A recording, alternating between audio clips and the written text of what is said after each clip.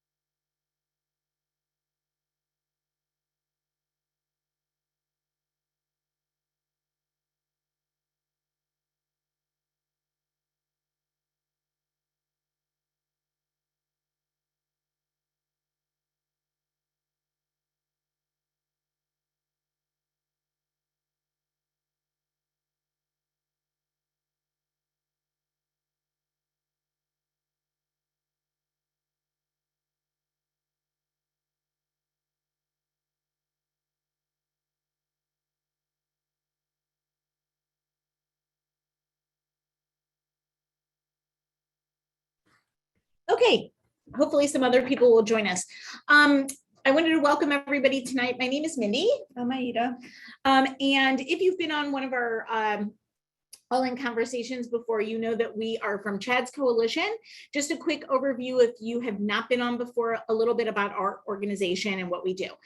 So Chad's was founded in 2005 when our bosses lost their son, whose name was Chad, to suicide. And so they made it their mission to go out and talk to young people about signs and symptoms of suicide, about mental health issues. We go into schools. There's three parts to Chad's Coalition. The part that we work in is called Signs of Suicide. We go into classrooms in schools all over St. Charles County, St. Louis County, Jeff County, Jefferson County, Franklin County, all over the place. We're expanding actually towards Hannibal and Jeff City. And we talk about things to look for and how to take care of your mental health. We also have a division that is called SO, where we have mentors who do one-on-one sessions with students about social emotional learning. And then our third division is called Family Support, and we actually have clinicians who do actual therapy with students, sometimes within a school and sometimes here in our office. So that is kind of a little bit about our organization if you haven't joined us before. We always like to talk about a different topic each month, and this month we our topic is mental health in the Black community, and we are honored this evening to have Etoya White, who is actually one of our board members, and he's going to tell you a little bit about himself and what he does, and then he's going to lead our conversation for this evening. So thank you, Etoya, for being with us. This is very special. My pleasure. Thank you. Excuse me. Thank you very much for having me. It's a privilege, when you guys reached out about the opportunity to have this conversation. I always am willing, and I consider it a privilege to even be called upon or considered, for conversations like these, because they're important, right? And it's important to not just the conversation, but to bridge the gap between conversation and action. And however I can be used, however, God can use me for that purpose, as a conduit to that change to occur. I'm happy to do it, especially with an organization that I've been affiliated with for so many years, dating back to my years as a professional school counselor. And so it's just a privilege to be here this evening. I thank you for inviting me. So we're gonna hop right now. I'm gonna do a brief introduction of myself, and then I'll read the room a little bit. I did create a very brief PowerPoint, just a couple of talking points, because I do prefer more of a discussion type situation, or just, this informational conversation. And so I don't want to, bog down. The facts and figures and things of that nature are readily available. But I wanted to make sure that this was more of a conversational space. So I'll introduce myself. Again, my name is Etoya White. I'm a licensed professional counselor here in the state of Missouri. I run a full-time private practice, clinical practice. It is self-branded, Etoya White Therapy and Coaching. And in that capacity, I see individual clients for marital couples, group counseling, family dynamic counseling I do as well. Couples counseling, I do that here in my office, which is where I am now. I also do that in the virtual space as well. I'm also an education and mental wellness consultant under my consulting brand, the Etoya White brand LLC. And in that capacity, I provide staff training. I do lots of staff training, anti-bias training, lots of different staff related.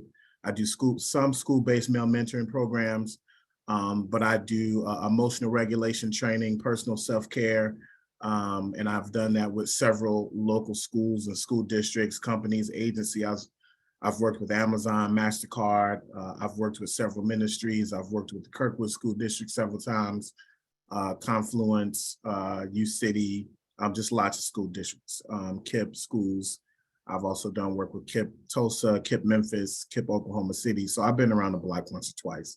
Long story short, again, I'm a member of the board of directors at Chad's.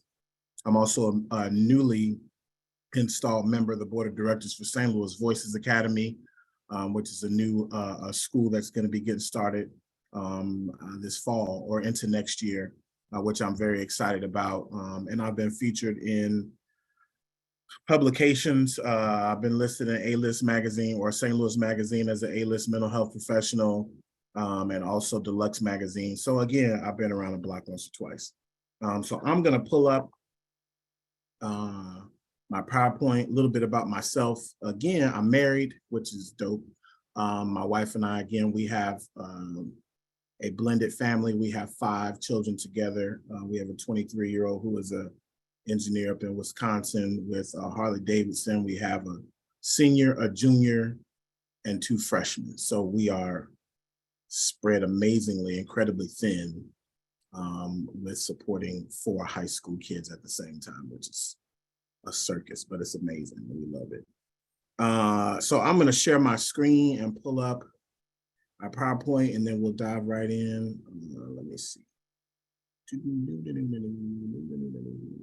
going to share. All right. Slideshow from the beginning. Okay, can everybody see my screen? Okay, everybody see that? All right, so let me move this out of my way. All right, so talking about Black history, let's talk about this. One of the very first things, Black history is American history.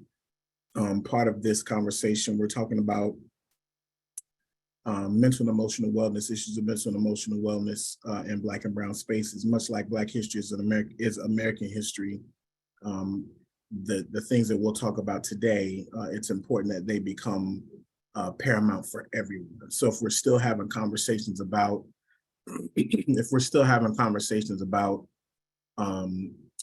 mental health disparities in the Black community or in Black and brown spaces, it means that we're not at the point where this is everybody's concern. If we're still having issues about socioeconomic inequalities and things of that nature. It means that we're still not at the point where these are problems that everybody's concerned about. So let's hop right in. Let me read the room real quick. I just want to get an idea of who's in the room today. Am I speaking to educators, other mental health professionals? I see Larry. Larry, thanks for joining. Who do we have? And just kind of give me an idea. We got parents, we got students. Who do we have in the room today? Just so that I can, think a little bit. All right, let me open up the chat. We got some things in the chat over here. Okay, Casa. Okay, cool. Casa. Everybody's Casa today. Everybody. All of them. You guys will have to pardon me. I didn't get a drink. I may have to clear my throat from time to time. I'm just recovering from some lingering effects from COVID. So I may do that. So please don't. I don't want that to be a distraction. Okay, so court appointed parent and educator. Awesome. All right, cool. So let's hop right in and just talk about, let me make sure. I'll move this over here to the side. So what's our goal for this evening for our conversation? To explore the perpetual barriers to the promotion of mental and emotional wellness in Black and brown spaces, to engage in discussion about experiences with mental health in the Black community.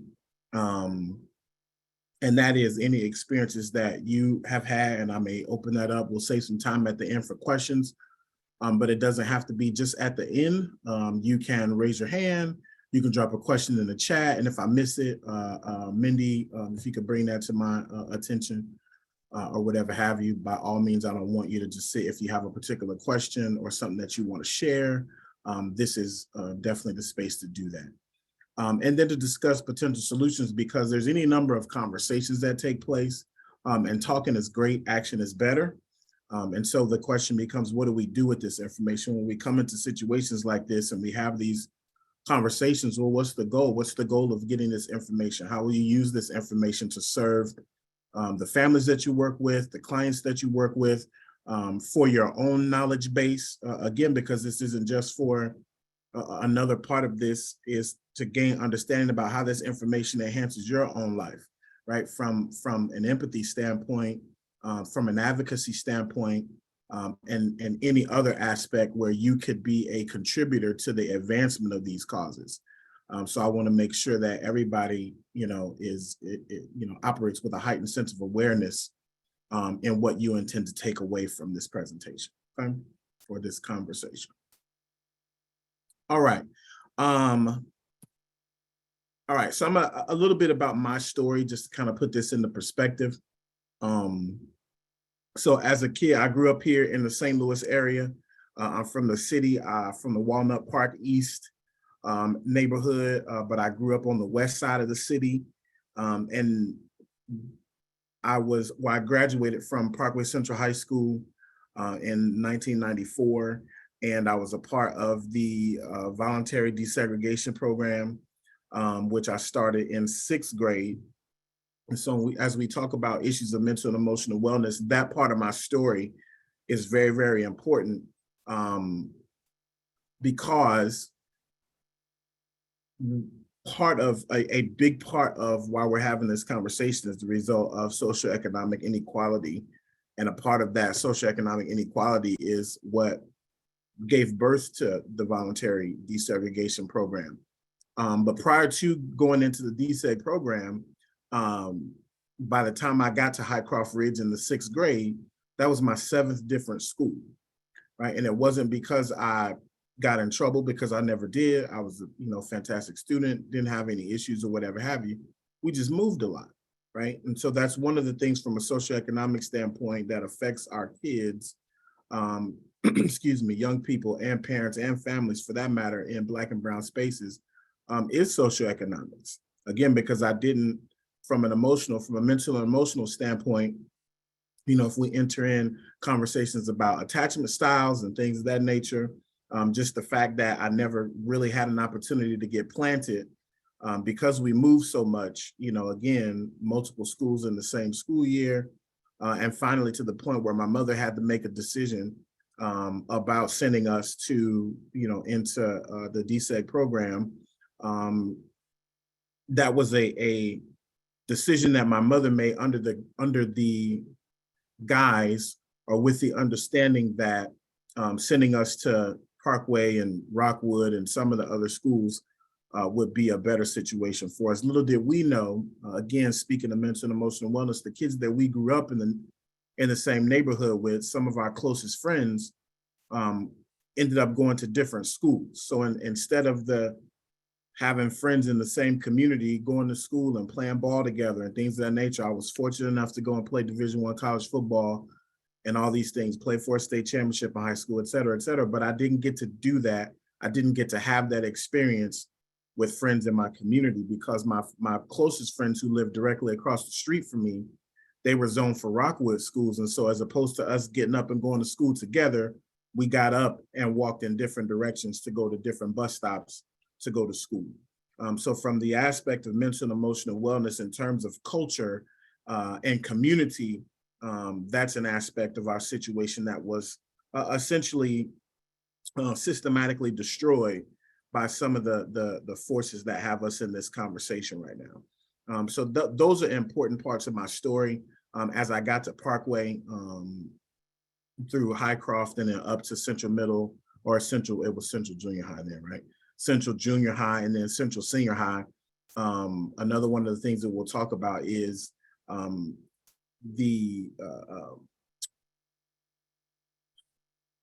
not going into communities where the culture is not adjusted for people who don't necessarily live in the community, right? Because even now, if you go to Parkway Central High School, 30 years later, there's no remembrance of me having been there except for trophies in the trophy case, right?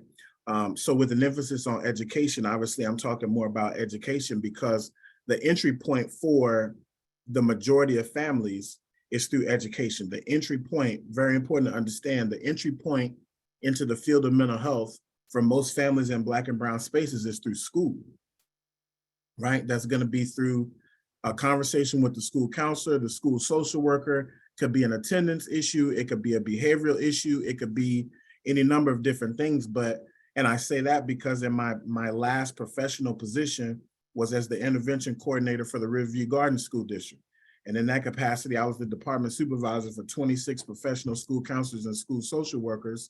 And this was the experience. So what happens if there's an attendance issue? So then that entry point into the field of mental health is typically something that has negative connotation, right? Because why else do we have contact with the school counselor or the school social worker? There's groups and things of that nature. Well, why are those recommendations made for groups, right? And if you've done any work with schools, discipline disproportionality data tells that story for us, right? And we don't, obviously this isn't the conversation that we're gonna talk in depth about discipline disproportionality, but it is an effect, right? So again, in this journey about my story, some things that stand out that are relative to this conversation is the fact that from a relationship standpoint, from 6th grade to graduation, right? From 6th grade when I got to Highcroft Ridge through 12th grade at Parkway Central High School, I had 2 Black classroom teachers, 2. My 8th grade history teacher and my driver's ed teacher in 11th grade, 2, right? None of my coaches, none of the school counselors, nobody. We had some Black administrators. Fortunately, we had some African-American administrators, which was great. But in terms of day-to-day relationship building, I personally only had 2 Black classroom teachers from 6th grade to graduation. And those things are meaningful. Why is that important? Because from the aspect of mental and emotional wellness and building relationship and building community, especially in the field of education, or even through social service agencies, being able to develop those relationships is critically important, because what we found was other barriers that are created in terms of academic resources or access to academic resources was very different. And also there was no, in terms of modifications to schedule, see, I was away from home 14 hours a day, 5 days a week, right? Because I took early hour classes. I was catching the bus at 4:30 in the morning. And so my counterparts who lived in the community in Chesterfield and Creve Coeur, et cetera, they got, I was in school 2 hours before they even woke up. But there was no, and I still had to compete the same way, right? So from the aspect of mental and emotional wellness, those were things for other kids who were participating in the DSEG program where concessions, modifications, accommodations, none of those things were made or given, but we had the responsibility of competing with 3 hours less sleep. Okay. So let's go in and talk about barriers, right? Because it's the whole conversation is about what shows up in Black and brown spaces, whether this is the people that you're working with, leadership in the agency that you work for, et cetera, et cetera. So I'm just going to cover from my vantage as a clinician and being a former educator, having been in education leadership. These are things that are preeminent in terms of barriers. First and foremost is going to be a history of trauma in the field of medicine, right? So medicine and mental health are always going to be connected, right? Because we're talking about medical professionals. For all intents and purposes, I am a medical professional. I run a healthcare agency as a clinician, and I actually had to accept that truth for myself here recently. And so the history of trauma, and obviously we don't have to go through, this isn't class, we don't have to go through, Tuskegee experiment, the history of gynecology, the formation of the entire field of gynecology was predicated upon essentially experimentation on the bodies of Black and brown women. And so that has carried over, because if we can have what's referred to as generational trauma, that gets passed down, right? That gets passed down in family values and things of that nature, especially culturally and regionally. And so that gets passed down. So that's where you have today, what manifests today is a lack of access to, or not necessarily a lack of access, a refusal to access mental and emotional wellness services because of the trauma history that's connected to the field of medicine, right? And some of that shows up in some of the other barriers, and so it really all ties together. But the main thing, again, is the history of trauma, particularly because pretty much all of counseling theory counseling theory was developed through a white Eurocentric lens. There's no relativity, there's no cultural relativity for even myself as a clinician, right? So we have to take theories that are grounded in white Eurocentric framework and try to make them appropriate, whether it's CBT, it doesn't matter what it is, person-centered therapy, brief solution focus, it doesn't matter what it is. We have to take those theories through what we learn in our counseling program and shape them around the experiences. If we're being empathetic, we have to shape them around the experiences of the clientele that we service in Black and brown spaces, right? So again, we're talking about history of trauma from the field of medicine, very important to understand. That's also important to understand because the things that happen in terms of the history of trauma in the field of medicine, those things weren't that long ago. And there are people still here, grandparents, great-grandparents, there are people that are still breathing air that were involved in some of those situations, right? Because roughly 75% of the Black population in the United States, 75% is in the South and in the East. We're talking about concentrated populations of people who are steeped in the remnant, the residue of the Jim Crow South, which is where a lot of these experiments took place, right? So the next thing we're talking about is availability. Availability as a barrier, because unfortunately there's a huge need for African-American clinicians, whether that be in the counseling field, myself as a therapist, whether that be in the social work field, but availability is a tremendous problem. And so I'll speak more on that when we get to the solution part of it. but availability. So as a young man who was in the Parkway School District and, you know, whatever number of miles away from home, and there were no school counselors of color or anybody in student services who looked like me that I could connect to, who could understand anything that I would share about myself or my family or whatever have you. If there was a referral to be made, and this is what I would encourage for if you represent a school district, if you represent the family court, it's critically important to connect with and network with service providers who are Black and Brown or who service those spaces, because availability is a huge issue. And one of the solutions that we'll talk about or that I'll mention is advocacy for recruitment in counseling programs.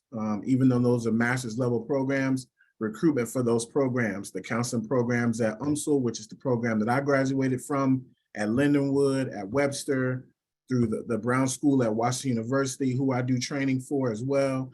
There needs to be a focused effort geared at recruitment so that we can have a more diverse, a more balanced field of clinicians who are available. Okay, so we're talking availability. Also, with regard to availability is being able to get to service providers. Many times in transportation, or excuse me, in education or in the social service field, transportation is an issue. Wherever there's a service provider available, we also have to have families who can get to them. Obviously, we now have, you know, virtual counseling that's available, which is, you know, tremendous and has completely changed the game.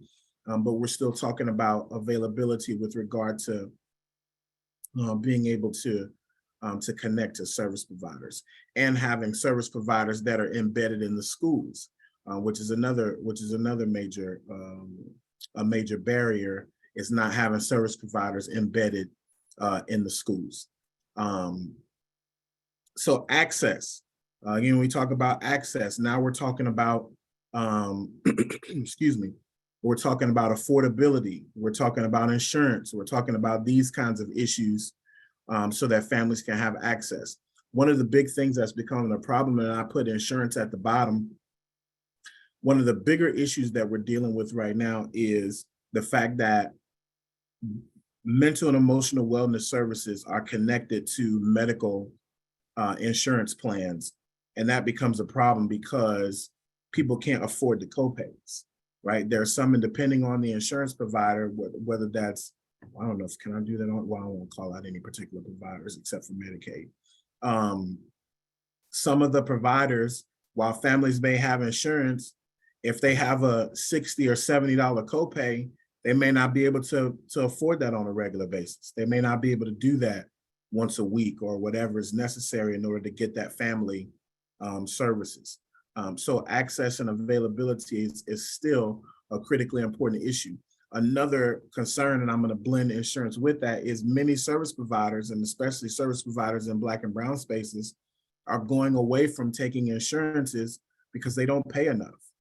Because the insurance panels unfortunately don't pay enough, particularly service providers that I know that are shying away from taking Medicaid because it just doesn't pay enough. And so if you have service providers who are shying away from the means that many families have in order to pay for services, then that's obviously it's gonna shift who's actually available for them. It's gonna shift who they actually have access to if there's not more, if we don't advocate for balance, if we don't advocate for equity with regard to insurance paneling and having access to services. Another reason that's a problem is because a big problem is the families, it doesn't matter where you come from, families should have access to the highest quality service providers. And if the highest quality service providers aren't taking insurance because it's more difficult to deal with, or because they perceive it's more difficult to deal with insurance companies, well, now we're stuck in a loop, because who can they get to that they can afford, that's available to them, that has experience working with families in Black and Brown spaces, who has cultural understanding of the effects of poverty, systemic racism, et cetera, et cetera. Well, now we're stuck in a loop. Does that make sense?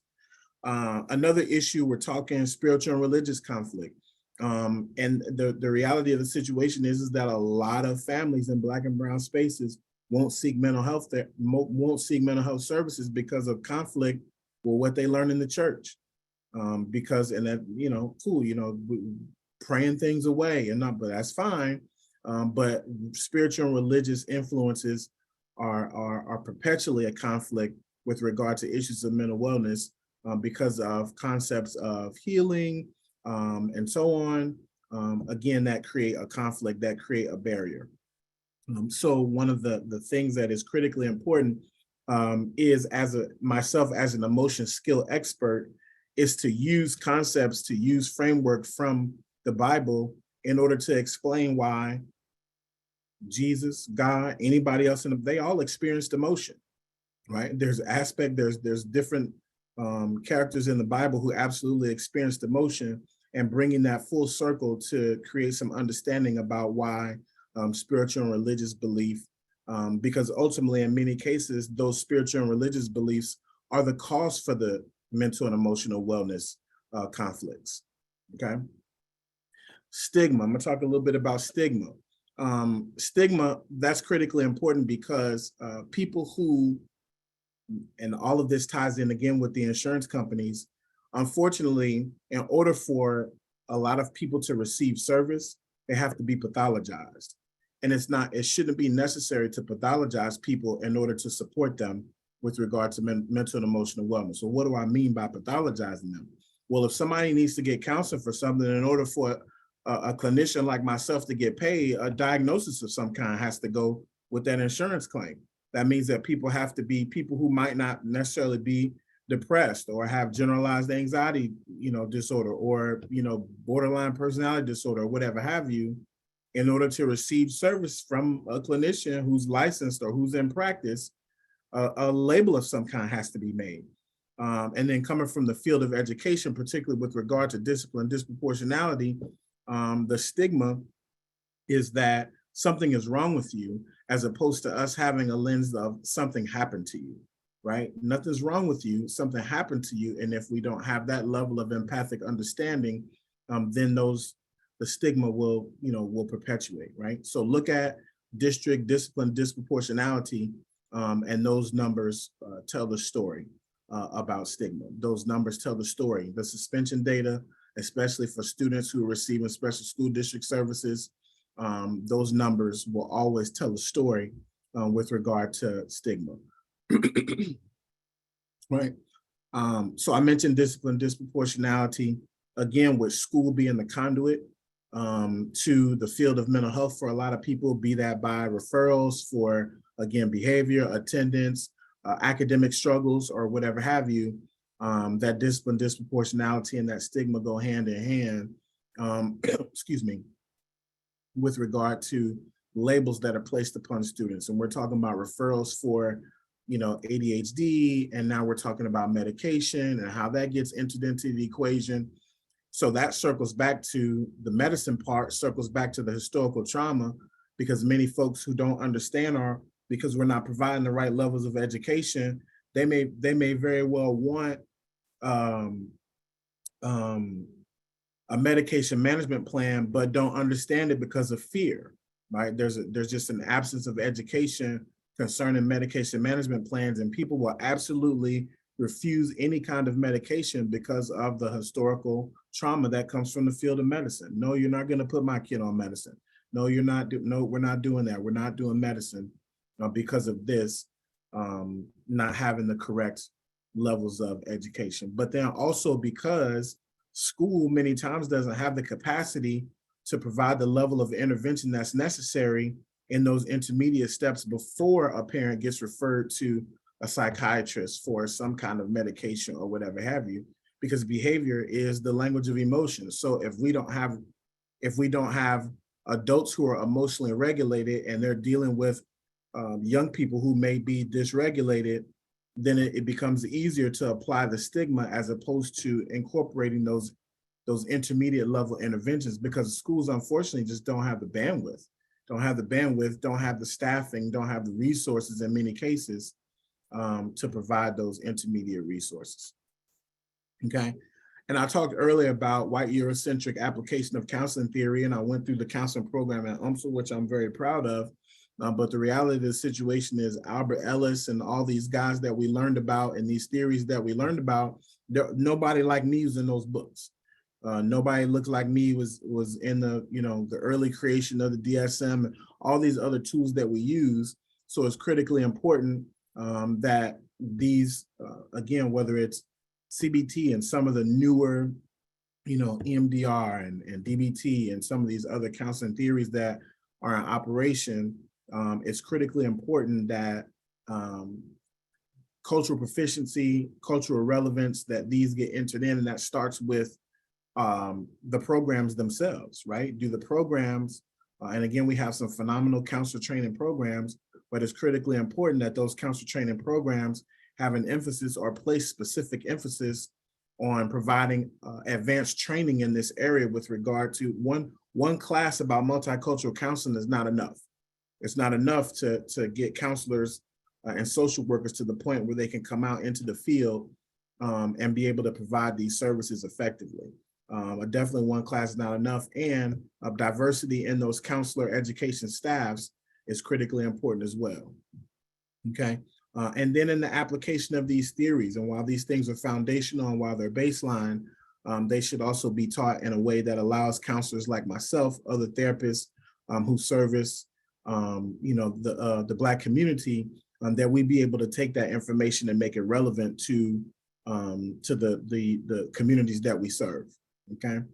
And then obviously systemic racism across treatment settings. If we're referring kids, if you're in, the Parkway School District, you're in the Rockwood School District, you're in something, and there are no African-American counselors embedded in your community, then how do you get kids in front of or in agencies where a focused work is being done that recognizes the barriers that we're talking about today, such that families will know that they can come to this place and not have mental health services weaponized against them, which unfortunately is something that happens in this space, in this conversation that we're having. I noticed there's several CASA, we've got CASA staff on here. I was a DJO with the family court for many years. I was a detention worker, and I was also a formal probation and informal treatment case manager. So this is a conversation that extends to social services as well. Excuse me. And that covers all of these bases, okay? And then obviously we talked about insurance. It's a major issue. Affordability is a major issue, whether that is co-pays that are excessive, whether that is not having, not being able to access qualified and high quality service providers through whatever it is, whether that be Medicaid or a commercial provider. And families can, finally get to the point. I have any number of people who reach out to me, be that on social media or through my, website or direct contact or a referral. And they say, hey, we're just not able to find anybody. And by the time they get to me, I'm full. And if they want access to a Black male therapist, there's so few of us that are operating here in the St. Louis area. They lose a connection to hope, because they feel like, hey, if they have a young man who's 13, 14, 15, 16 years old, and they maybe there's an absence of effective male leadership, be that in the home, be that in the school, or in any other aspect of this young person's life, the reality of the situation is they're going to seek a Black male therapist. That's going to happen. But unfortunately, if there's so few of us and we're spread thin, again, we're going to go back to having access and availability concerns. Okay. Any questions so far about what we talked about? Any particular experiences? Any questions at all at this juncture? I just wanted to add on something. I used to work at a health center in South City, and like what you're saying is so true. Like there's so many people that do want that help, but then when they bring their insurance, or if they were on the Affordable Care Act insurance, like they're like, I can't pay $50 to come see you every week or every month, or to even get my medicine from the pharmacy, even if it is a discounted rate. And so when you think about it, if mom or dad or grandma, grandpa, whoever they're living with at home, if they're not getting treatment they need, how is this kid really going to respond to the treatment maybe they are able to get, right? And so I love that you're talking about this and hearing you talk about it, because it is very true and very real. And I think that people don't always understand how often these things happen unless you're in those type of settings and are constantly like seeing it happen. And so it is really disheartening that there isn't as much accessibility and availability as that there really needs to be. Absolutely. Thank you for sharing that. Thank you for sharing that. I definitely support that. Again, this is in the work that I do every single day. And people who don't, like, even just information, and I'm gonna tell you just my personal experience. When I was a younger kid and I started working professionally, one of the most frustrating things I ever had to do, right? And I've worked in corporate sales for Fortune 500 companies. I've worked in education. And the most frustrating thing that I've ever experienced is choosing insurance policies, choosing insurance plans. And people not understanding that. And I've had people who don't know, who still, they may have HSA and don't know that they can use their HSA to pay for their insurance sessions, their therapy sessions. They don't know this. And so that's a part of education, the education piece that's critically important, because I'll ask people, hey, do you take HSA? Yep, that's exactly what it's for. It's to pay your copay, to pay your copays or whatever. But people who don't know that and they don't take advantage of, or they opt out of, using or electing an HSA plan, miss that opportunity and end up not being able to afford a copay, because they don't. If a therapist is charging, cash pay $125, $150 a session, you're not going to be able to afford that, right? Just not going to be able to afford that. And so that's something that obviously is, and that's where being able to embed service providers in the school setting or in the, other aspects of social services. Obviously, when I was with the family court, we had counsel, social workers, who worked there, who would see the individuals who were there in the detention center, et cetera, or therapy is made a part of, their treatment plan for whatever case or whatever, I forgot, I can't even, to get to adjudication or whatever have you, it may be necessary for a family or an individual to participate in services. And so again, we've got this cycle of things that are happening. And the fact that, and let's be clear from a cultural standpoint too, and I talked about this with regard, kind of similarly with the spiritual and religious conflict. The stigma is, I don't want folks in my business. I don't want folks to know that we got some issues. I don't want folks to know, because as a parent, because that entry point, that primary entry point into the field of mental health comes through school, then we've got the lens shifted to parenting and family dynamics and things of that nature. And it's just, the reality of the situation is folks just don't want to deal with that stuff, right? Because that opens the door for other things. That opens the door for calls to Children's Division. That opens doors to any other perceivement judgments that can be made by individuals who may work for a school, but not necessarily be connected to the community that produces the kids that they serve. And that was another barrier in the Parkway School District when I was a student there. And again, I'm not bashing Parkway, that was my experience. So let me just keep it a buck. If you're a Parkway person, that's not what we're doing here. That's okay. But the reality of the situation is, the teachers, the counselors, they had no idea what the neighborhood looked like that I came from. They ain't ever come to the West Side. So if we don't have this level, how possibly can you develop authentic empathy if you have no connection to where I come from? If you don't effort to educate yourself as though it's important to you as well, then there's a ceiling. There's going to be a ceiling for the depth of the type of relationship that we could form. Does that make sense what I'm saying? So all of this stuff ties together. Go ahead. Did you unmute? Did you have a question or another comment? So yeah, Michelle said, I so appreciate this conversation. How do you feel about having gone to Parkway Central? Would you do it again? Woo! So two sides, right? I absolutely loved, still love, because high school for me, how I grew, I loved Parkway Central High School. I absolutely loved my experience at Parkway Central High School. I have tremendous pride in my school. I have friends whose kids also came through Central. I lived in Chesterfield for a cup of coffee, and my son was at Central Middle. I loved my experience. I don't love how much my experience cost my community. That's what I don't love.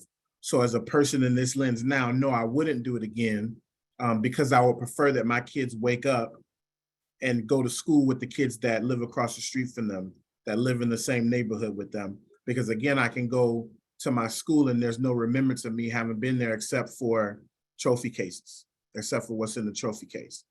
So I wouldn't do it again, because the neighborhood, as a result of programs like voluntary desegregation, the neighborhood that I grew up in, the house that I grew up in on the west side, it's a pile of dirt. Because what happens is when you take kids out of the neighborhoods that they grew up in, and we're out in, Chesterfield and Baldwin and Manchester and Wildwood, et cetera, there is a connection to the home community that's lost. Why is that important? Because all the years that I played football, my neighbors couldn't see me play. My neighbors didn't come and see me play. The people in the churches and the corner stores and all of those things, they didn't get to come out to the games on Friday and support the kids that lived in the neighborhood because we all went to different schools. And that was a part of what led to systematic destruction of our neighborhoods and our communities. Because with us, every day that I went to Parkway Central High School, every day that I got on that bus, there was $7,000, $8,000, $9,000 a year attached to that. Right? So that's where I loved my experience. Loved my school. Great pride in my school. We played first Parkway team to play for a state championship. It was absolutely, some of the friends that I have today, which is another crazy thing about it, is that my closest friends that I have today, 30 years later, I wouldn't even be friends with those people because we're all from different neighborhoods. I would literally have none of the friends that I have today because we all met, the majority of us that are friends today, we met in Parkway, right? Through that experience. But here's the kicker that also makes this critically important. I got an inbox message from one of my classmates who grew up in Chesterfield, and he was just asking, we were just having a conversation. He was just checking in. He lives in Arizona now. And we talked about our different friend groups. And our team, I was like, well, man, it's 30 years, maybe we should all hop on a Zoom and get together. A lot of us haven't talked to each other since high school, et cetera, et cetera. And he's like, hey man, we talk to his, guys that he hangs out with, they talk pretty much on a regular basis. The difference is that my friends that I talked to, we were all from different neighborhoods, right? His friends that he grew up with in Chesterfield as the neighborhood kids, they could walk to each other's houses. So their families had a connection that our families did not. So if I grew up on the west side and I was friends with somebody from the north side, our families never knew each other. So these are all things that affect mental and emotional wellness and relationship building for kids who are in these situations. So that's a great question. I absolutely love my school, but if DSEC happened all over again with what I know now, there's absolutely no way I would put my kids on a bus and send them away from their community, ever. No way.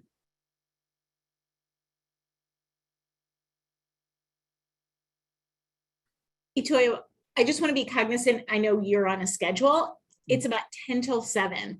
So I didn't know if there's something else you want to cover, if you just want to see if people have questions. I just want to honor your time because you. Oh, yeah. Yeah. So I appreciate that. All I've got left here, these are Black History facts. I just put that in there because it's Black History Month, right? And why not have some education about how Black History Month came to be, right? So we got that in there. I put that in there. Wait, let me go back so everybody can get the information there. And my computer is acting stupid now. Hold on.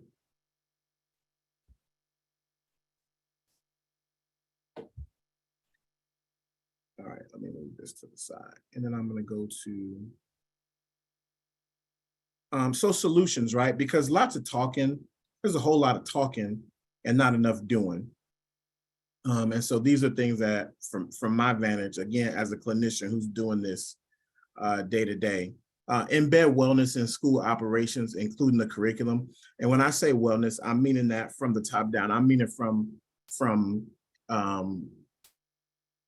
the motto, the mission, the vision, the foundational pillars of the school district. If we're not incorporating wellness into those things, then we're missing opportunities to create the environments that will be supportive for our kids, including curriculum.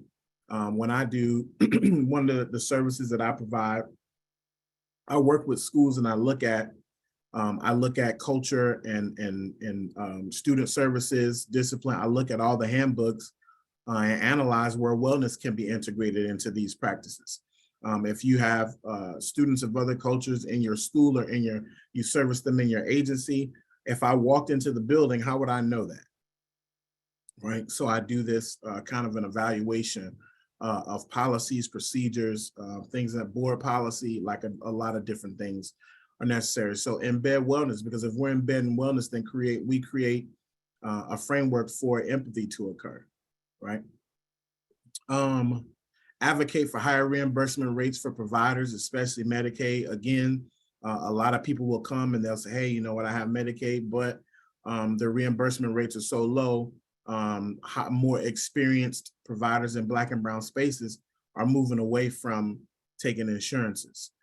So it's important for advocacy to occur for higher reimbursement rates from insurance providers, or a supplement of some kind of supplement that would assist those who are seeking services and they may have a Medicaid policy, a home state, or a UHC community, or a Ambetter, et cetera, et cetera. Focus on building empathy-centered relationships. Again, as I talked about with my experience, in your agency, if you work in an agency, if you work in a school, whatever situation, how can you come connected? How do you develop empathy for the people that you service? Does their concern, does their experience become important to you? And it doesn't matter. It doesn't matter where you come from. You can build empathy-based, empathy-centered relationships with people when their experience becomes important to you. Integrate and universally adopt culture-centered theories. Again, I talked about, I'm a CBT guy myself, excuse me, but I have to take that and I have to frame that theory around, around my clients, my client base. Reshape the role of the professional school counselor. I was a professional school counselor for many years, and as I stated, I led an entire department across 5,600 kids in 13 buildings, and the role of the school counselor has changed drastically over the years, and so there needs to be, as a point of contact, as a person who often leads student support teams and buildings, the role of the professional school counselor definitely needs to be rethought, reworked. Advocacy for universal access. Again, there just shouldn't be people who can't contact be able to contact a therapist and be able to get some support without finances being a barrier. Okay. Increase recruitment efforts in counseling, social work, and graduate programs. And it's different. So across the different disciplines, because there's no undergraduate counseling programs, there's undergraduate social work programs. The majority of, well, not majority, many of the therapists that I know, because that's a small sample size, come through psychology programs or whatever. Psychology ends up being the conduit to counseling programs. So now we're talking about increasing those efforts. And how do we do that? We do that by embedding professionals in the schools so that kids can get access. A lot of times when we're talking about career day and some of these other things, the role of the counselors and therapists and social workers is often excluded from those conversations. That's a very important part of the discussion. So that when they go to college, and this is why culturally relevant counseling services are necessary in high school, so that kids who want to do that academically, they can position themselves appropriately and not feel like, oh, well, I don't want to go to graduate school. I don't want to do some of these other things that are necessary. You have culturally relevant counseling services that are directing these kids appropriately and getting them the information that they need in a timely manner, so that circling back to counseling isn't just something that happens accidental, it happens intentional, and they can leave high school knowing that, hey, you know what, I want to be a therapist. I know I'm going to go to undergrad and I'm going to major in XYZ, and then I'm going to go to whatever school and I'm going to become a therapist. Okay, so increasing those efforts, especially increasing the efforts directed at men, Black and brown men, to go into counseling programs, because that's where the greatest, much like in education, I believe if the numbers, if I'm quoting this correctly, 2% of Black classroom teachers are men, or maybe that might be elementary, I'm not sure, maybe elementary. But the reality of the situation is that number is even smaller for therapists. So those recruitment efforts are critically important. UMSL, Webster, Lindenwood, whoever's got in Brown School of Social Work, recruitment efforts have to be increased in a major way.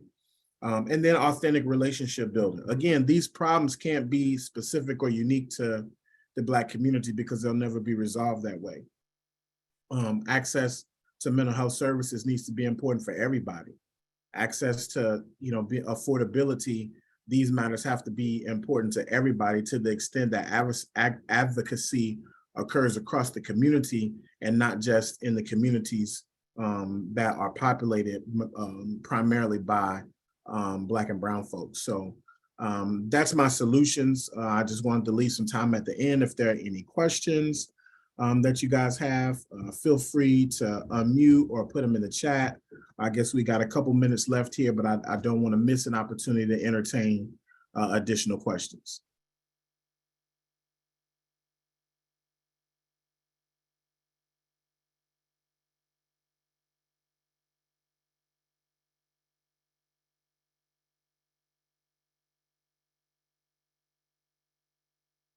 All right.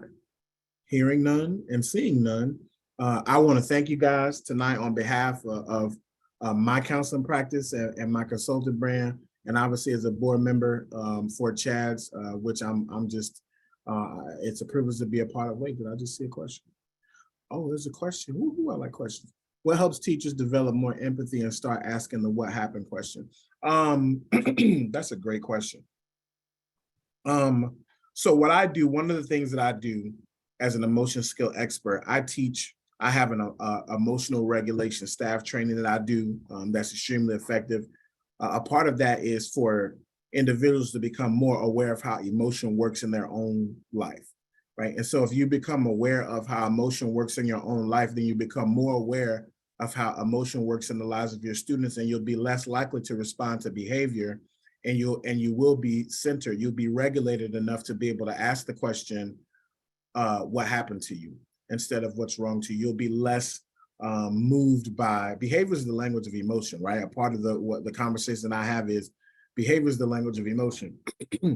What about me as an individual, as an emotionally regulated individual, will allow me to be able to look at a student or a child's behavior and know that they're operating from a lens of sadness or grief, but their behavior might look like anger.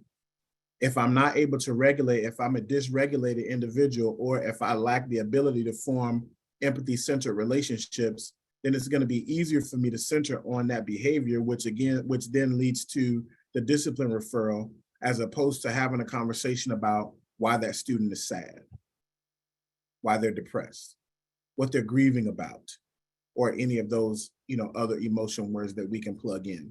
So what I'll say is continuous professional development. If you work in a school or school district that doesn't have this embedded into your professional development calendar, seek it for yourself, right? It's critically important that you do it for your own self, and then advocate for that with your school district, with your student services professionals. Hey, you know what? Look at your PD calendar and look at how many of those scheduled PDs have anything to do with relationship building with your students that center on cultural proficiency or any of those other topics. So you have a voice, and you can do that in the district or even with the agency that you work with. If this is an agency that services people in and from Black and brown spaces, how can they come in this building and know that they're welcome here? If you work in a school, what's in the halls and on the walls that gives an indication that this environment is set up for these concerns to be everybody's concerns. I hope that answers the question. Yes, thank you very much. Any other questions before we close out? I also want to be respectful of your time as well. I think one thing that could be helpful too is just paying attention. Like I was working at Hannah Woods Elementary, and I had kids that came on the city bus, and the way they act on the bus and the way they acted at school was two different ways. And so even just paying attention to those things that might not necessarily be in your face, but recognizing those patterns can definitely help you understand that, hey, this kid is going through something maybe they're not speaking about. I had a girls group, and one of the girls, we had delivered Christmas presents to her house, and she lived in South City. And one day we were talking, I was like, how was everybody weekend? How are you guys feeling today? And she's like, I'm really tired. There was a drive-by shooting by my house. I couldn't fall asleep last night. And I'm like, that right there is a barrier for her, right? How is she going to focus, stay at school when this happened to her last night? While all these other kids are coming from this neighborhood around the school that, didn't experience that last night. Absolutely. No doubt about it. And that matters. I'm going to go back and I'm going to tie that in with the previous question that was asked. And another way that you can do that, if your district doesn't utilize restorative practices, you can still, as an individual teacher, you can still use community building circles in your classroom. One of the great ways to understand how to better build empathy is to build relationships, is to get to know these kids outside of, form that community circle, get those questions. There's books, there's resources, there's any number of books, read up about the experiences. When Black History Month comes around, it's got to be important to everybody. Again, Black history is American history. Make it important to everybody. But I would start with community building circles. Circle up chairs in your classroom, form a circle, and ask questions and use these community building questions. Create communication norms in your classroom that don't mirror the rules of the school. Why that's important is because if you look at every handbook, all the ones that I've looked at and reviewed, right? Students see, and parents, when they go into the building, they see a lot of what we don't want from kids. But in order for this to work and build an empathy, we have to focus relationship building on what we do want, right? So we can, keep your hands, feet, and all other objects to yourself. But what do we want you to do? There's a whole bunch of stuff that's printed about what we don't want, but we have to build these relationships based on what we do want. And so I would, that's something that I do a lot. Again, community building circles, because building that empathy is about actually getting to know about the students that you service, about the clients that you service, to the depth or to the bandwidth that your position allows you to do so.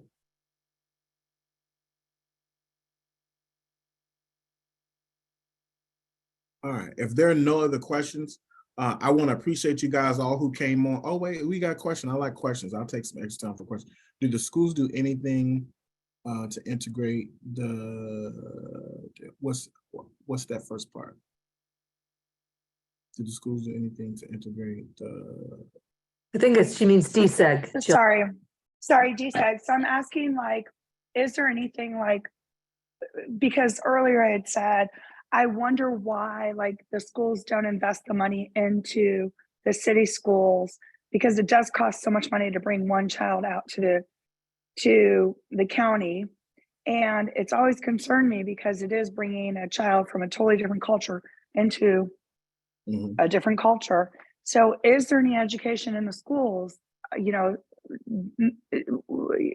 when they bring these two different cultures, communities together? Is there anything, or is it just we bring the kids in from the city and like you've said earlier, one just experienced a shooting, and the kids in West County and Rockwood and Parkway, they don't experience that.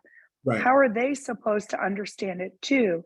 Because how are they supposed to understand? Because my daughter went to Lafayette, and I would have conversations with her saying, you're not experiencing the same thing that some of these kids are. So do the schools do anything to say like, look, we're bringing together kids from the city, or, like it's a cultural clash. Mhm. Yeah, that's a good question. So it's different now because the program is phased out. It's the last kids that are in it are working their way through it until it will no longer exist. I don't know where it actually is in those stages. I think the only, if kids have relatives or, with siblings or whatever have you. So I'm unsure of where it actually is right now, but being phased out. But we're also talking about something that started in the mid 80s, up until, and probably at its height, um, probably 13% of the Parkway district back when I was in school. Maybe we made up 13% of the district. But the answer back then, it was little, right? Sports was the great equalizer. What we had, I mean, there are clubs and activities, but nothing that's embedded in the curriculum necessarily. And, obviously recruitment of teachers has changed over the years. I know myself, I was the president of our school's multicultural organization, which was called City County Organization for Negotiating Effective Communication and Trust. But that was voluntary. Like you had to, I was in the Superintendent's Leadership Advisory Council with Dr. Don Senti, and had an opportunity to know him and meet with him on a regular basis. But those were things that were clubs and activities. Those weren't things that were embedded into the curriculum or embedded into the school day, such that, like you said, those gaps could be bridged. So a lot of us who came from the city, we would have to, and the story of DSEG, our experience has never really been told, and it probably needs to, because, catching cabs after football games to get home at all hours of the night, and having to stay at teammates' house so that we could make sure that we could get to practice the next day or on that Saturday morning or whatever. There's just so much of that story that people just have no idea about, that needs to be told. But to answer your question, there's phenomenal leaders in the Parkway School District, but in terms of, what I experienced during my time, I can't speak entirely for what's going on now, but that was never the case because it wasn't embedded. There weren't course offerings necessarily that, were that were geared toward helping us be integrated into those environments. And then you also have the gatekeeping for honors and AP courses that happened during that time as well, that kept us from making some of those advancement and access and dual credit, dual enrollment, and some of those other things that were the systems were set up as gatekeepers instead of gateways. Again, I don't know, haven't been in the district in many years, but I'm just speaking from the experience that I had up until 1994. I absolutely love hearing your perspective. I really appreciate it. Can I ask you a really tough question? And it kind of goes with my former question, but I'd asked you like, how did you appreciate it? Would you do it again? But here's the big one. Where would you be if you hadn't done the program? You know what? That's a good question. That's a good question. And I know because my mother valued education, whatever that, was, and unfortunately I was a magnet school student prior to coming to the Parkway School District in 6th grade. I was in magnet schools, so I would have had, just because of my experience, I would have had access to quality education just because of how I performed academically. So it's a tough question to answer. I don't know if that would have ended up with me at, McKinley or Metro, and it doesn't even necessarily mean those schools, because there's any number of kids who go to Vashon and Soldan and Beaumont and Sumner who go on, and some of the greatest historical African-American figures in St. Louis history come from Sumner High School. So it doesn't mean that I couldn't have gone to any of those schools in my immediate community and done well, because that would have been more about me. Were there resources?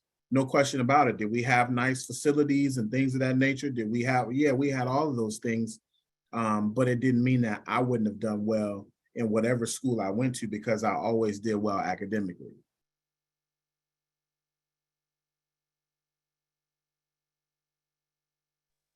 Thank you. I'm just trying to see like both sides, Yeah. like who it did advantage, but I wish, everybody could have the same advantage, Certainly. that's And the thing. I think the question that the Parkways, the Rockwoods, any other districts, all the question that has to be asked is, what did we change, right? Can we go back over these numbers and over the decades of service? How many college degrees did we produce that wouldn't have otherwise been produced? How many kids went to school, and our resources are, all these things that we gave kids access for, did it do what we intended for it to do, right? Because what I can do is I can go to Central, I can go to West, I can go to North, I can see, multi-million-dollar stadiums with turf fields and all these other different type of things. I can see technology wings, and I can see all of that stuff, right? But what about, now don't get into it. So I understand bond issues and taxes. I'm a smart dude. I can, figure all that stuff out. But the reality of the situation is did it produce what it was intended to produce? And that ultimately becomes the question, right? How many kids, went to college? How many kids went to the military? How many kids went to tech school, trade school, whatever have you? What did we create that was different than what they would have got in St. Louis Public School District?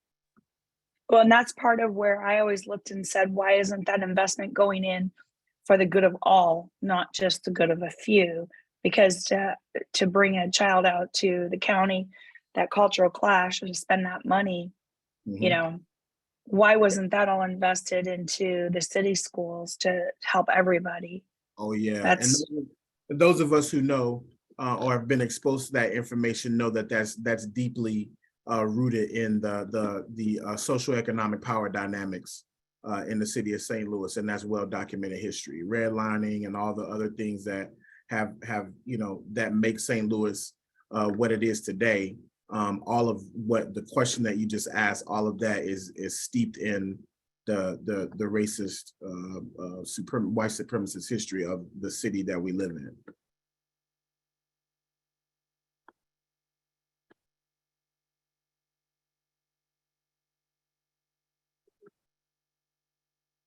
I think another question you could even ask about the situation is, how many more diplomas would you have seen if maybe those kids felt like, things were in their community, right? I had my neighbors coming to watch me at my games. I had these people that I know around my neighborhood, right? And so I think you could ask the question in a different way too, and not just thinking that it's like, oh, this kid got this privilege because they came out to Rockwood or they came out to whatever, because again, maybe more diplomas would have been done if, like you said, that money would have went somewhere else instead of all the redlining and all that other stuff that played into all that. Yeah, absolutely. And quiet as kept, there were kids from Parkway. I know kids that were in my class that I went to school with that at some point were getting bused. They were going to Metro in the city. So I'm just going to comment really quick because I'm a retired Parkway school counselor as of a year and a half ago. And so I'm going to give a more up-to-date perspective. There are lots of things going on within the district in terms of programs to equalize all students. The bottom line is it's much deeper than that easy solution, because we're still seeing racist issues at schools. We recently had one at Eureka High School that was in the news. So no matter what, it's goes much deeper than just saying, are we providing kids what they need? Are we having programs to cross-culturally introduce kids to each other? In 2021, when I still have my Black students saying we don't feel welcome here, and the program started in like 1985, there's something wrong with that. And so I think there's so many issues that delve deeper than just, are we teaching each other about each other and accepting each other? So yeah, that's the part of it where the community in and of itself, right? Because the issues that come from, you know, the Eureka situation, well, the myriad of issues that have happened at Eureka and in other schools, we're talking about issues that come from the community. So when we have a community that pushes back a district to the extent that the top, you know, several of the top Black members of leadership in the district leave, you got a culture and community problem. You don't have these kids because I'm not gonna ever fault a kid for being ignorant. I'm never gonna do that. I'm never gonna fault somebody for not knowing something, right? So we got the reality of the situation is Chesterfield is still only 4% Black, if that, 4%. So we're talking about community again. So we're bringing kids into communities to go to, bringing kids in to go to school in communities that they're not a part of and don't recognize them as being a part of the community. So that's what so it's easy to push back against CRT. It's easy to push back against having, you know, more different offerings in the course curriculum. It's easy to push back against that because the people who want those things don't live in the community. They're not a part of the tax base. They're not a part of the school board. They're not a part of, they're not coming to the student, you know, the board meetings or whatever have you, because they're not coming all the way from South City to go to Ellisville to go to a board meeting. So that's a part of why it should never have happened in the first place, because there was never an intention to integrate these families into the community. Those are community issues. But let me stop. I don't need to soapbox y'all. I'm not gonna soapbox y'all today with my, I'm not gonna do that to y'all this evening. I'm gonna turn y'all loose. This has been great. You know, if you guys have additional questions, follow up, obviously, you know, Mindy and the Chad's team can obviously let me know if there's additional questions that I can provide feedback on, if there are any other conversations of any kind. Again, I'm a servant to the board, and I appreciate being able to come in this capacity and hopefully be adequate representation of the board. And so I want to thank you all for taking the time, staying an extra 20 minutes for me to run my mouth a little bit. Again, I just appreciate y'all. Take this information, advocate, you know, that's it. Make it count, make it important for everybody, right? This stuff changes when it becomes important to everybody. And we appreciate you so Thank you much so much. for coming tonight, sharing your time with us, and just being a part of this. We appreciate you so much for that. You're welcome. I think Larry unmuted. I want to hear from Larry. What's up, Larry? I just wanted to say thank you so much, Etoya. You brought a interesting perspective, and I like some of your solutions. I think it was important for this discussion to happen. Well, thank you. I appreciate that. I appreciate being able to bring that perspective. Just for all of our people who are online, you will be getting, if you signed up, you will be getting an email with the recording of our session. So if you wanted to go back and if you missed part of it or whatever, you will be getting a recording of the session for your email. And we have one every month, so please come join us next month for our next presentation. You can look on Facebook, on Instagram, and you can find the link to register for those. And it'll also, we always share marketing on what our next topic is going to be. So join us next time as well. If there are things that you guys want us to talk about, we definitely encourage you to send out an email, let us know. And maybe that's something that we can add to our list as well. Thank you guys so much. We hope you all have a good night. Bye now.